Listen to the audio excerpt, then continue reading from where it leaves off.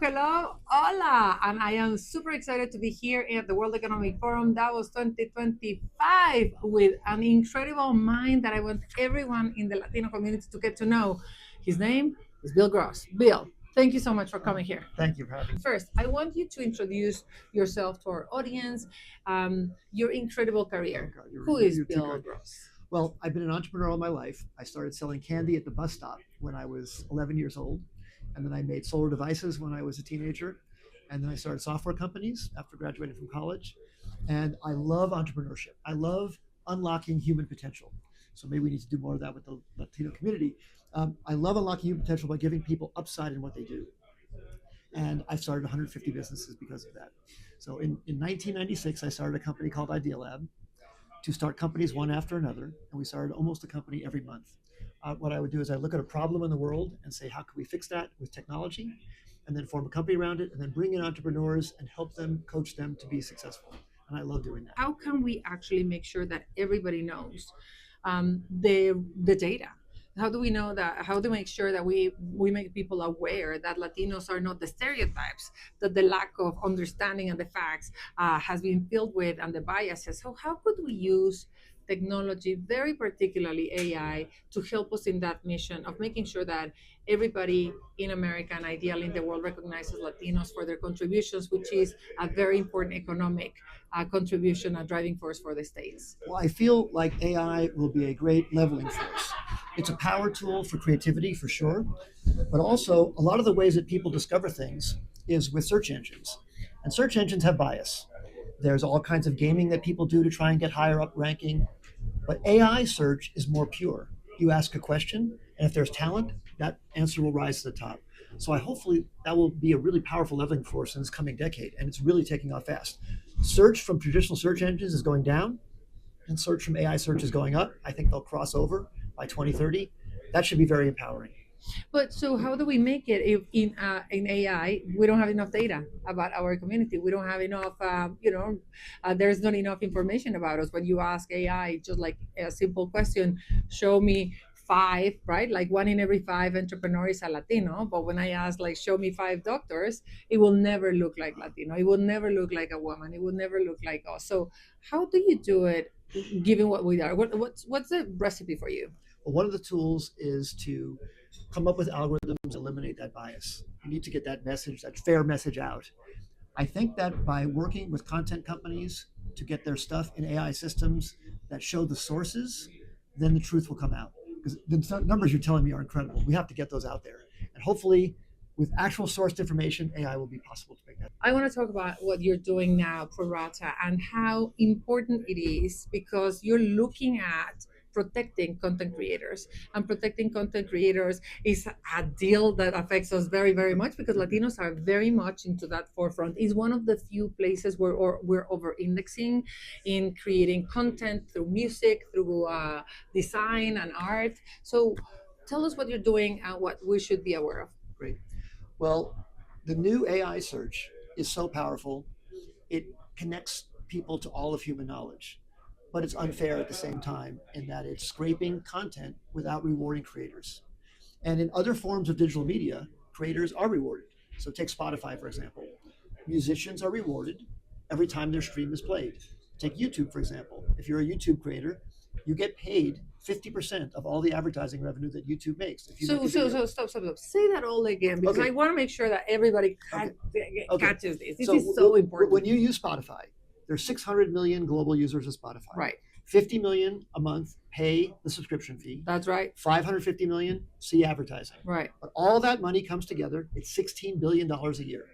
And Spotify pays out 12 billion of that back to all the artists based on how often they were streamed. That's a fair system. Absolutely. And Yes. they still make it like good Yeah. cash. The artists make good money and Spotify makes good money. Spotify is a $100 billion company because of that. Right. YouTube the same way. Actually, the YouTube origin story is valuable for this. YouTube, when it first started stealing content. They were downloading shows. SNL would be on YouTube. And then NBC would call them and say, take that down. They would download people's music videos and they would call and say, take it down. Individual creators would put their videos up. They would go viral, but they would get nothing for it. People protested. YouTube said, well, how about if we share revenue 50-50? We'll take the advertising revenue we get and we'll cut you a check. Then YouTube flourished like crazy. It's now a $500 billion company, double the size of Netflix. YouTube alone is double the size of Netflix because they share revenue. So I think AI needs to be the same way.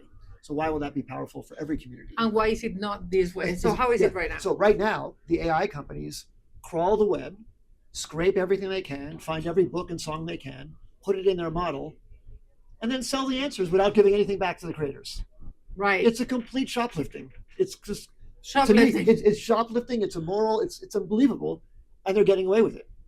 But we have to give pressure to have them change that. So my company, ProRata, is working to do that. So I started a company that said 50% of all revenue from AI should go to creators. I'm building my own answer engine. It's called Gist. Get the gist, go to gist.ai, and you do a search, and then half the revenue goes back to all the people who are responsible for the content behind the answers. So why is that great for the community? Any creator anywhere on earth can come up with an idea, a song, an image, a poem, anything they write, anything, your podcast, anything that you create should be in a system that compensates you 50% whenever it's seen by someone else. And I think that's powerful. I'm working, my mission in life is to make that the new standard. And I love that. And I saw also in your presentation, and this is incredibly important for us to grasp because I don't think that people understand the problem enough. And so we cannot find the solution.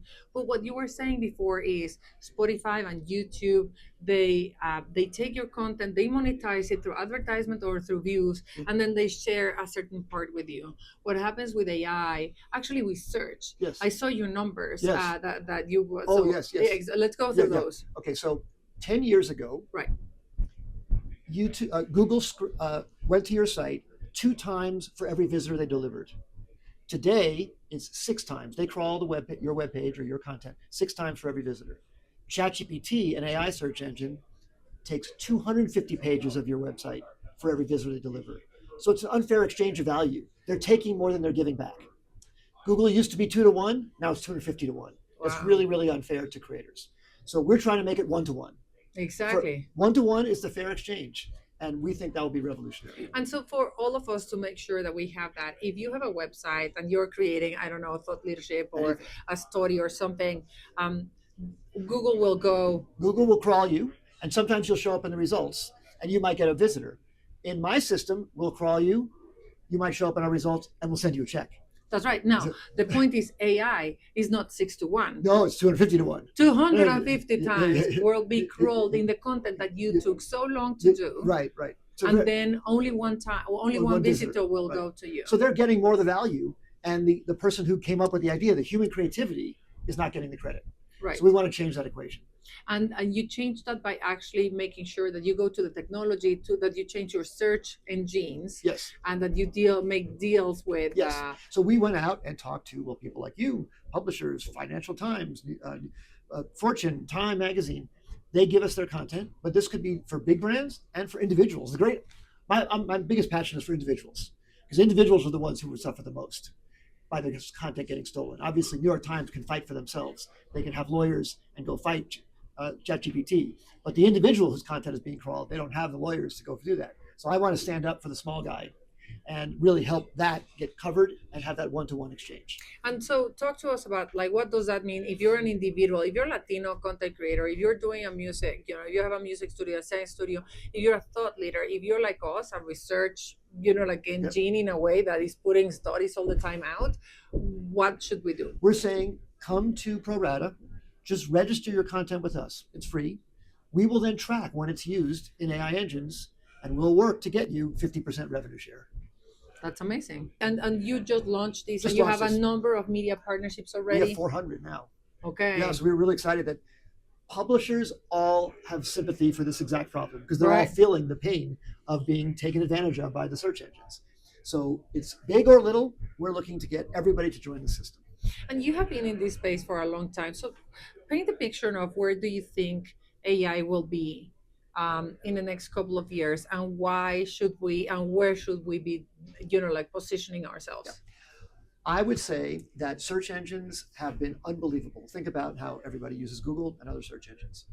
You type in something you're looking for at the beginning of your journey, and you get a bunch of breadcrumbs, usually a bunch of links, to begin your journey and go search for your answer. You have to figure out which site to trust, where in that site is the answer. But now with AI, you just ask your question and you get the answer delivered back to you. So imagine a future world where you're walking down the street, you have your AirPods in. I'm looking for a great pizza restaurant nearby, and the great New York Times review just comes right to you, and the New York Times gets credit for it.